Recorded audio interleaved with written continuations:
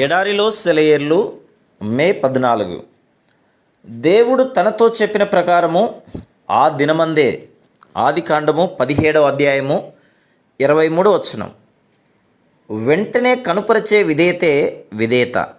ఆలస్యమైన విధేయత అవిధేయత క్రిందే లెక్క. దేవుడు మనల్ని ఒక పనికి పిలుస్తున్నప్పుడు మనతో ఒక నిబంధన చేయబోతున్నాడన్నమాట. ఆ పిలుపుకి లొంగడమే మన కర్తవ్యం.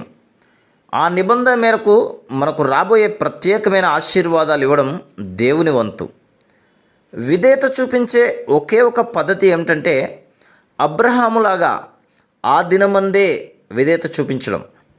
చాలాసార్లు మనం చేయవలసిన పనిని వాయిదా వేసి తర్వాత ఎప్పుడో చేస్తుంటాం. అసలు బొత్తిగా చేయకపోవడం కంటే ఇది నయమే. కానీ ఇలా చేసిన పని ఆలోచించి చూస్తే చెయ్యాలి కాబట్టి ఉసూరుమంటూ చేసిన పని. ఈ పని అవిటిది, అందం చందం లేనిది. వాయిదా పడిన నెరవేర్పు దేవుని నుండి పూర్తి ఆశీర్వాదాలను ఎప్పుడూ తీసుకురాలేదు. వెంటనే నెరవేర్చిన బాధ్యత అయితే దేవుడు ఇవ్వడానికి సంకల్పించిన ఆశీర్వాదాలను సంపూర్ణంగా తీసుకువస్తుంది. ఆలస్యం చేసి మనల్ని మనం నష్టపరుచుకుంటూ దేవుణ్ణి మన తోటి వాళ్ళని కూడా నష్టపరచడం ఎంత దుస్థితి. ఆ దినమందే అన్నది అబ్రహాము పనులు చేసే పద్ధతి. ఇప్పుడే మీరు చేయాల్సిన వాటిని నెరవేర్చండి. మార్టిన్ లూథర్ అంటాడు, నిజమైన విశ్వాసి ఎందుకు అనే ప్రశ్నని సిలువ వేయాలి. ప్రశ్నలకి తావు లేకుండా కట్టుబడాలి. నా మట్టుకు నేనైతే ఏదో ఒక సూచన అద్భుతం కనిపిస్తే తప్ప నమ్మని వారిలో చేరను.